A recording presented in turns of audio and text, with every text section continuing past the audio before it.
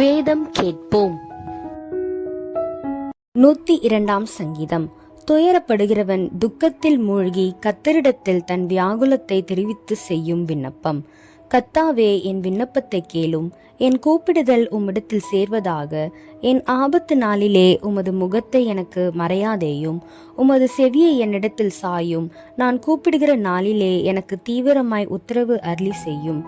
என் நாட்கள் புகையைப் போல் ஒழிந்தது, என் எலும்புகள் ஒரு கொல்லியைப் போல் எரியுண்டது. என் இருதயம் புல்லைப் போல் வெட்டுண்டு உலர்ந்தது, என் போஜனத்தை புசிக்க மறந்தேன். என் பெருமூச்சின் சத்தத்தினால் என் எலும்புகள் என் மாம்சத்தோடு ஒட்டி கொள்ளுகிறது. வனாந்தர நாரைக்கு ஒப்பானேன், பாழான இடங்களில் தங்கும் ஆந்தையைப் போலானேன். நான் நித்திரை இல்லாமல் வீட்டின் மேல் தனித்திருக்கும் குருவியைப் போல் இருக்கிறேன்.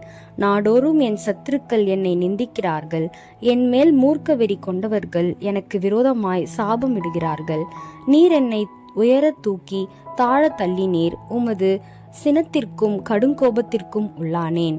ஆதலால் நான் சாம்பலை அப்பமாக புசித்து என் பானங்களை கண்ணீரோடே கலக்கிறேன்.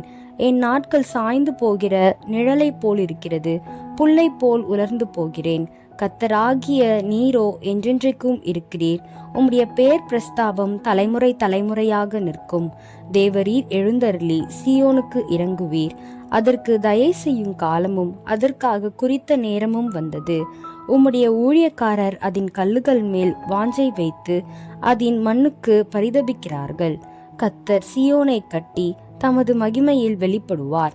திக்கற்றவர்களுடைய ஜபத்தை அலட்சியம் பண்ணாமல் அவர்கள் விண்ணப்பத்தை அங்கீகரிப்பீர். அப்பொழுது ஜாதிகள் கர்த்தருடைய நாமத்துக்கும் பூமியில் உள்ள ராஜாக்கள் எல்லாரும் உம்முடைய மகிமைக்கும் பயப்படுவார்கள். பின் சந்ததிக்காக இது எழுதப்படும், சிருஷ்டிக்கப்படும் ஜடம் கர்த்தரை துதிக்கும்.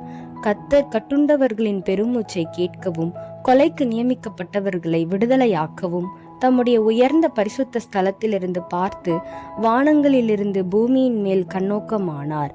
கர்த்தருக்கு ஆராதனை செய்ய ஜனங்களும் ராஜ்யங்களும் ஏகமாய் கூடி கொள்ளுகையில் சீயோனில் கர்த்தருடைய நாமத்தையும் எருசலேமில் அவருடைய துதியையும் பிரஸ்தாபப்படுத்துவார்கள்.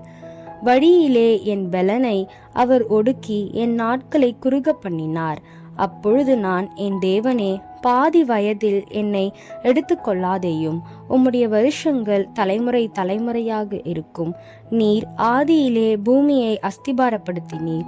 வானங்கள் உம்முடைய கரத்தின் கிரியையாயிருக்கிறது.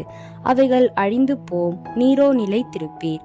அவைகள் எல்லாம் வஸ்திரம் போல் பழமையாய்ப்போம். அவைகளை ஒரு சால்வையைப் போல் மாற்றுவீர். அப்பொழுது மாறிப்போம். நீரோ மாறாதவராயிருக்கிறீர். உமது ஆண்டுகள் முடிந்து போவதில்லை. உமது அடியாரின் பிள்ளைகள் தாபரித்திருப்பார்கள்.